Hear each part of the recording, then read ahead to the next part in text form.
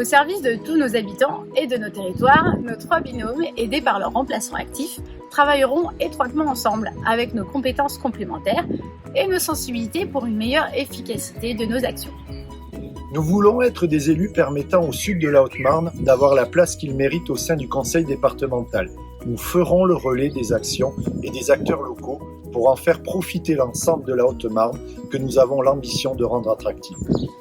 Grâce à une importante capacité financière et dans l'optique d'être des développeurs plutôt que de simples aménageurs, nous proposerons une série de mesures qui permettront de concrétiser les conditions d'attractivité de notre chère Haute-Marne. Pour nous, les conditions d'attractivité passent d'abord par un renforcement de nos politiques en matière de santé, priorité principale des habitants. Si la santé relève en grande partie de l'État, l'échelon d'intervention le plus efficient est celui du département, car il permet la proximité et évite une concurrence entre nos territoires qui ne pourra qu'être préjudiciable. C'est pourquoi nous œuvrerons à attirer de nouveaux médecins généralistes et spécialistes, en offrant un soutien financier aux internes, une aide au logement, mais logement qui devra correspondre aux attentes de la nouvelle génération de médecins, en leur facilitant le travail en équipe par des infrastructures et du matériel adapté. En salariant certains médecins généralistes, voire spécialistes, pour que chaque Haut-Marnais puisse avoir droit à un médecin traitant. En développant les dispositifs, rapprochant les soins des patients, notamment par de l'itinérance de spécialistes du type Vaxibus, télémédecine en relais des professionnels de santé. En maillant notre territoire en infirmiers d'éducation thérapeutique pour soulager nos médecins généralistes et renforcer la prévention santé.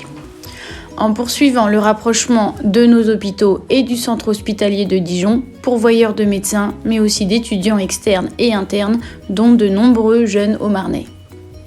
Ensuite, il nous faut faire du grand âge une source de développement économique et de bien-être, en améliorant les conditions de vie pour les pensionnaires et de travail pour les personnels soignants dans nos EHPAD et à domicile.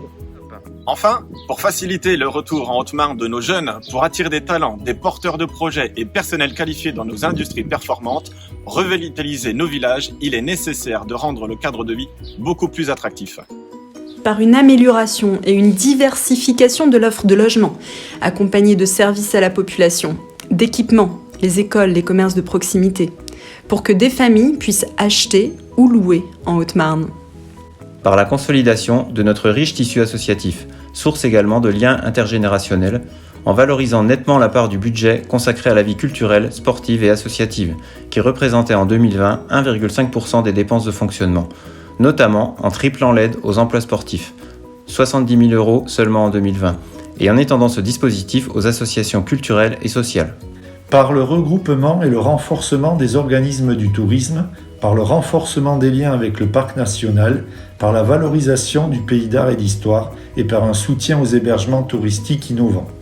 Par l'entretien régulier et la rénovation de nos routes départementales, la concrétisation du contournement de Langres-Saint-Jaume et à plus long terme, l'aménagement de la RD 974 entre Langres et Dijon et de la RN 19 entre Langres et Port-sur-Saône pour sécuriser le trafic routier et rapprocher les donneurs d'ordre comme PSA de nos industries du Sud 52.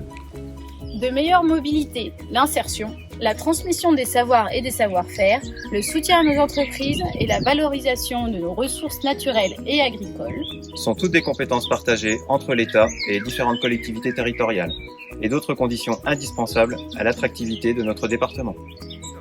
La sécurité, si importante soit-elle, n'est pas du ressort du département.